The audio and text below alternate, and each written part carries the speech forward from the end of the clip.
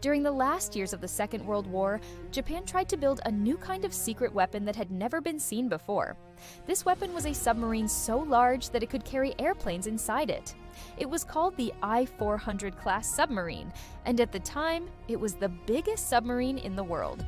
People sometimes called it a floating aircraft carrier or an underwater aircraft carrier because it combined two ideas: the stealth of a submarine and the striking power of an aircraft carrier.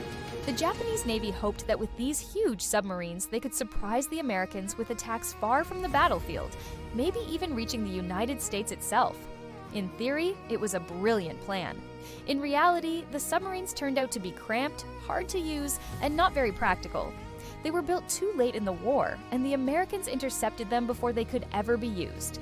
Instead of becoming game-changing weapons, they ended up as strange failures, remembered more for their daring design than for anything they ever achieved.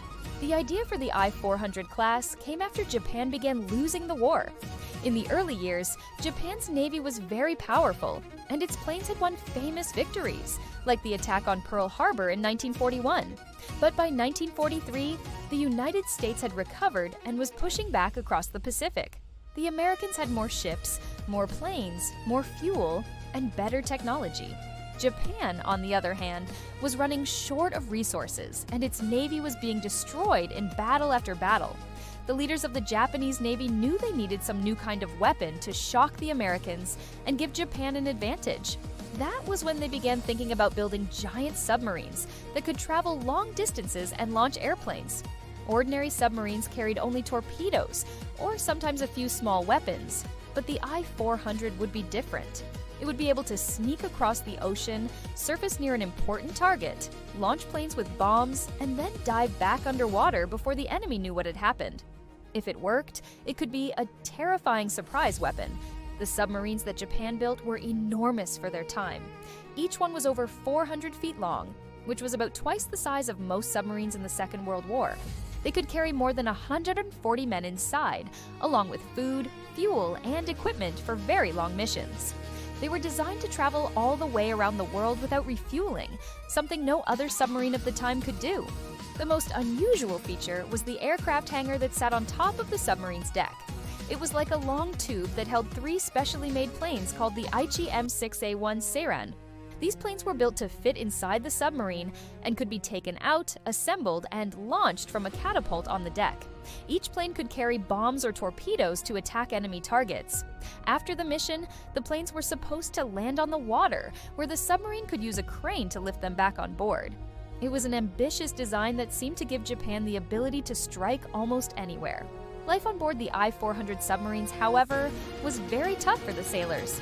Even though the submarine was big, it was still crowded because of the large crew and the machinery needed to run everything. More than 140 men lived together in hot, cramped, and noisy conditions. The air was often stale and smelled of fuel and sweat. Food supplies were limited, and after weeks at sea, the meals became repetitive and unpleasant. Sleep was difficult because sailors had to share bunks in shifts, and there was always the fear of being attacked by American ships or planes. Missions could last for months, and during that time the men had little contact with the outside world. While the submarines were amazing pieces of technology, they were not comfortable or healthy places for human beings to live. The Japanese Navy had big plans for these submarines. One of the first ideas was to send them all the way to the Panama Canal. This canal connected the Atlantic and Pacific Oceans, and it was extremely important for American shipping. If Japanese planes from the submarines could bomb the canal locks and destroy them, American ships would be forced to sail around the tip of South America, which would take weeks longer. This could have slowed down the flow of supplies and troops. Later, when it became clear that Japan did not have the time or resources to carry out such a distant attack, the plan was changed. Instead, the submarines were supposed to attack Ulithi Atoll in the Pacific, which was one of the largest American naval bases. Hundreds of American ships, including aircraft carriers, were anchored there.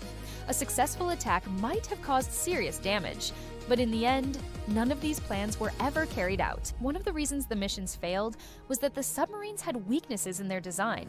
Even though they were very large, they were slow to dive. If an enemy spotted them, it took too long to get underwater, which made them easy targets. The process of launching planes also took time. The submarine had to surface, open the hangar, roll out the planes, attach the wings and floats, and then prepare the catapult. This could take many minutes, and during that time, the submarine was completely exposed on the surface. If American planes or ships came near, the submarine would be in great danger. The machinery was also complex, and breakdowns were common. The Saran planes, while clever in design, were not as fast or powerful as American fighters, so they might have struggled against strong defenses. All of these problems made the submarines much less effective than they appeared on paper. Another major reason for the failure of the I-400 submarines was American intelligence. By the later years of the war, the United States had become very skilled at code breaking. American experts were able to read Japanese naval messages, so they often knew when and where Japanese ships would be moving. This meant that the surprise element of the I-400s was almost impossible to achieve. In mid-1945, when the submarines were finally ready to begin their first real mission against Ulithi, the Americans already had information about them. Before they could even attack, Japan surrendered in August 1945 after the atomic bombings of Hiroshima and Nagasaki and the Soviet Union's declaration of war. The war was over before the submarines had a chance to prove themselves. When the I-400 submarines surrendered, American sailors were shocked at what they found. These submarines were larger than anything the United States had ever built, and the idea of carrying planes inside them seemed like something from science fiction. The Americans studied the submarines carefully, testing their systems and even examining the Saran aircraft. The technology was impressive, but the Americans quickly realized that the submarines were not as practical as they looked. Still, they were valuable examples of Japanese innovation. After the war, another problem appeared. The Soviet Union, which had just joined the fight against Japan in the last days of the war, demanded access to captured Japanese technology. The United States did not want the Soviets to learn about the I-400 submarines or copy them. To prevent this, the U.S. Navy made a secret decision. After finishing their studies, they quietly sank the submarines near Hawaii in 1946. This way, the Soviets would never be able to inspect them. For decades, the submarines lay on the ocean floor, forgotten except in classified records. Only many years later did undersea explorers rediscover the wrecks, which now lie as silent reminders of a failed experiment. In the end, the I-400 submarines failed for several reasons. They were completed too late, when Japan had already lost control of the seas and skies.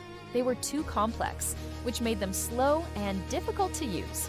They were too vulnerable because they had to surface for long periods to launch planes. Only 3 were built, far too few to change the outcome of the war.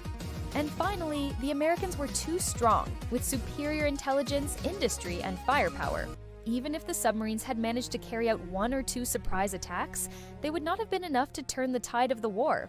Today, the I-400 class is remembered as one of the most unusual weapons of the Second World War.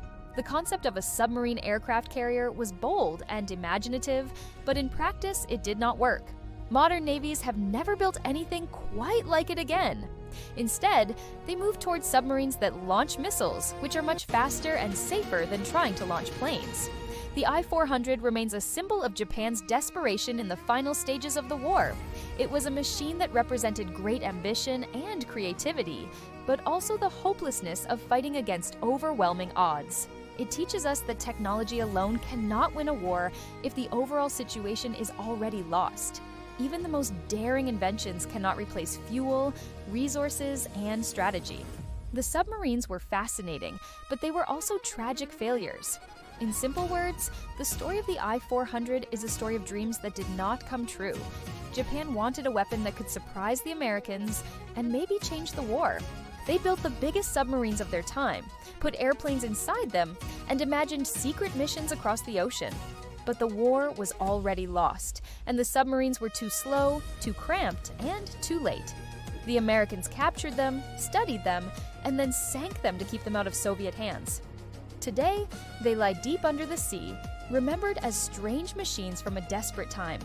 They remind us that even bold ideas can fail, and that in the end, wars are decided not just by clever inventions, but by timing, resources, and the balance of power.